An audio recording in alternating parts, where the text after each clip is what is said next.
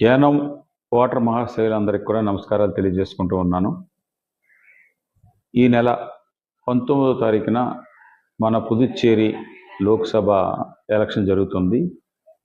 19వ తారీఖు అనగా వచ్చే శుక్రవారం ఈ ఎలక్షన్లో పోటీ చేస్తున్న ఇప్పుడు హోమ్ మినిస్టర్గా పనిచేస్తున్న నమశివాయ లోక్సభ అభ్యర్థిగా బీజేపీ పార్టీ తరఫున ఎన్డీఏ కూటమి తరఫున పోటీ చేస్తూ ఉన్నారు.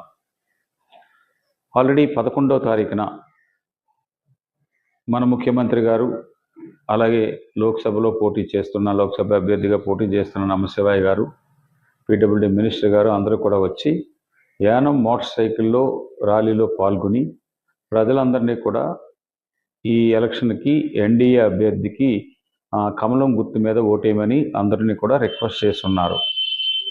నేను కూడా ఈ నెల 6వ తారీఖున ముఖ్యమంత్రి గారి సమక్షంలో అలాగే ఉభయ పార్టీలు Rajya Sabha MP BJP president Selva Ganapathi గారు, అలాగే రంగస్వామి గారు, నమశివాయ, లక్ష్మీనారాయణ, మిగిలిన నాయకులందరి సమక్షంలో యానానికి సంబంధించిన గత అనేకమైన సంవత్సరాలుగా పెండింగ్ ఉన్న ఇష్యూస్ని, ఈ 3 సంవత్సరాల్లో పెండింగ్ ఉన్న ఇష్యూస్ని రాబోయే రోజుల్లో ఇటు పుదుచ్చేరి ప్రభుత్వం ద్వారాగా, భారత ప్రభుత్వం ద్వారాగా చేయవలసిన పనుల్ని చాలా ఎక్కువగా 1 గంటన్నర 2 గంటలు చర్చించిన తర్వాత వారి దగ్గర నుంచి ఒక రిటర్న్గా హామీని తీసుకున్న తర్వాత మేము వచ్చి ఇక్కడ 11వ తారీఖున ముఖ్యమంత్రి గారిని అందరినీ ఇన్వైట్ చేసి మొన్న మోటార్ సైకిల్ ర్యాలీ చేయడం జరిగింది. ఈ విషయం ఆల్రెడీ ముందే మీకు చెప్పున్నాను. అలాగే ఈరోజు అలాగే రేపటి నుంచి డోర్ డోర్ క్యాంపెయిన్, ప్రతి బూత్ క్యాంపెయిన్ కూడా నాకు సంబంధించిన వర్గం అందరూ కూడా ఎన్డీఏ అభ్యర్థి నమశివాయకి కమలం గుర్తుకు ఓటేయమని చెప్పేసి ఒక పాంప్లెట్ రూపంలో వచ్చి అందరూ కూడా ఈ రోజు నుంచి రేపు ఎల్లుండి కూడా ఇంటింటికి డోర్ డోర్ ప్రచారం చేస్తూ ఉన్నారు. అదే కాకుండా మళ్ళా బుధవారం 17వ తారీఖున లాస్ట్ డే కూడా నేను ఈ ముఖ్యమంత్రి గారితోటి అలాగే నమశివాయ తోటి రాజ్యసభ ఎంపీ గారితోటి తీసుకొచ్చిన వారి దృష్టికి తీసుకెళ్ళి రిటర్న్గా సబ్మిట్ చేసిన సమస్యల్ని మీకు 17వ తారీఖు అనగా బుధవారం లాస్ట్ డే ఇంటింటికి కూడా ఒక పేపర్ని పంపించదలుచుకున్నాను.